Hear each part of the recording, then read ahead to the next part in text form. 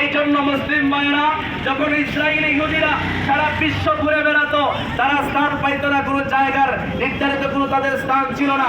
সেই সময়ে মুসলিম ভাইরা তাদেরকে নিজেদের দেশে নিজেদের অঞ্চলে স্থান দিয়েছিল, বসতি দিয়েছিল। কথা বলেন ঠিক কিনা? সেই বাবান্নাগুলি আমাদের ভাইদেরকে যারা তাদের পিতৃ সূত্রে বাড়ি ঘর তাদেরকে ত্যাগ করে অন্য দেশে অন্য জায়গায় চলে যেতে বাধ্য করেছে। কথা বলেন ঠিক কিনা? তাই নয়।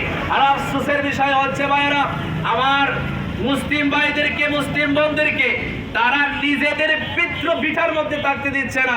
চতুর্দিক থেকে তারা বেষ্টনী করে রেখেছে। তারা নাকি এখানে স্বতন্ত্র রাষ্ট্র কায়েম করবে। বলেন না নাউজুবিল্লাহ।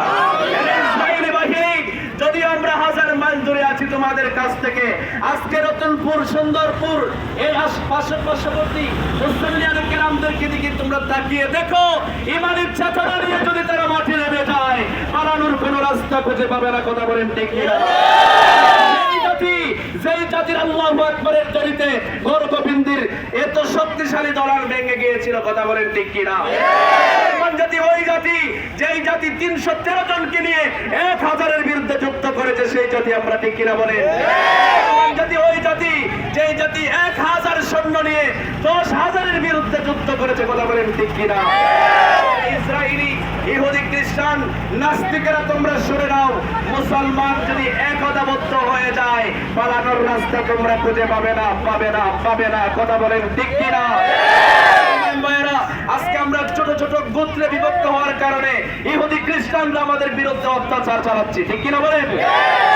আল্লাহ তাআলা বলেছিলেন, ওয়াতাসিমু বিল্লাহি জামিয়া, হে মুসলমানেরা তোমরা এক থাকবে, এক গোষ্ঠীতে এক করে তোমরা আবদ্ধ থাকবে। ওয়ালা তাফাররাকু, তোমরা বিচ্ছিন্ন হবে না। বিচ্ছিন্ন হওয়ার কারণে আজকে আমাদের উপরে ইহুদি খ্রিস্টানেরা অত্যাচার চালাচ্ছে। ঠিক কিনা বলেন? আপনাদের কাছ থেকে আজকের এই মহাসমাবেশ থেকে, মানববন্ধন থেকে আবেদন করব ভাইরা, আমরা ইসলামের মূলধারার যে চেতনা, এই চেতনা নিয়ে আমরা সকলে সংঘবদ্ধ থাকতে হবে। সংঘবদ্ধতা হলো শক্তি। কথা বলেন ঠিক কিনা?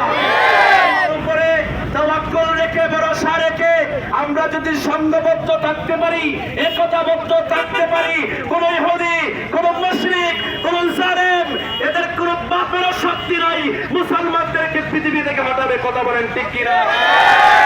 বিষয় হলো, আমার ভাইদেরকে হত্যা করে, নির্বিচারে তাদের উপরে জুলুম করে, কিন্তু আমরা মুসলমান হয়েও আমরা যাদেরকে আমাদের আইডল মানি, যারা মুসলিম রাষ্ট্র, তাদের পক্ষ থেকে জোরালোভাবে কোনো আবেদন আমরা দেখতে পাচ্ছি না।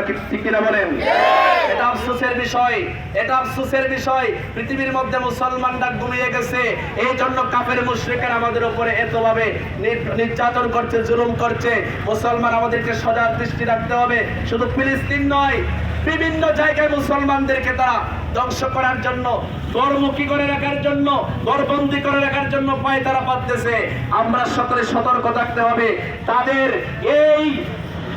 এই জুলুমের বিরুদ্ধে, তাদের ষড়যন্ত্রের বিরুদ্ধে দাঁত ভাঙা জবাব আমাদেরকে দিতে হবে। কথা বলেন ঠিক কিনা?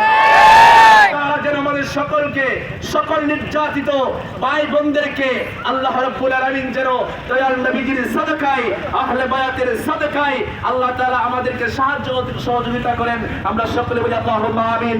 আরেকটি কথা আপনাদেরকে আমি জানিয়ে দিতে চাই, এখন শুধু আমরা দোয়া করলে এটার মধ্যে সীমাবদ্ধ থাকলে চলবে না।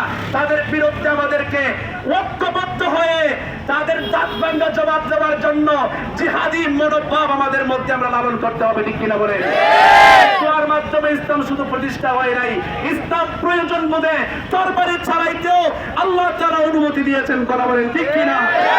দিনের বিরুদ্ধে, ইসলামের বিরুদ্ধে, নবীজির বিরুদ্ধে, কোরআনের বিরুদ্ধে যখন কোন কাফের মুশরিকরা হাত তুলবে, এই হাত ভেঙে দেওয়ার জন্য সচেষ্ট ভূমিকা আমাদেরকে রাখতে হবে। কথা বলেন ঠিক কিনা? আমরা জীবন দিতে হবে ইসলামের জন্য, নবীর জন্য, কোরআনের জন্য, দ্বীনের জন্য। যদি আমাদেরকে কখনো জীবন দিতে হয়, সবাই রাজি আছে কিনা বলেন? কিনা? আপনি ফিলিস্তিনের মুসলমান ভাইদেরকে সহযোগিতা করুন। আল্লাহ পৃথিবীর জমিনে যেই জায়গায়, যেই প্রান্তরে মুসলিম নিধনের চক্রান্ত চলছে, আল্লাহ কাফের মুশরিকদের এই চক্রান্তকে দুলিশাত করে মুসলমানদের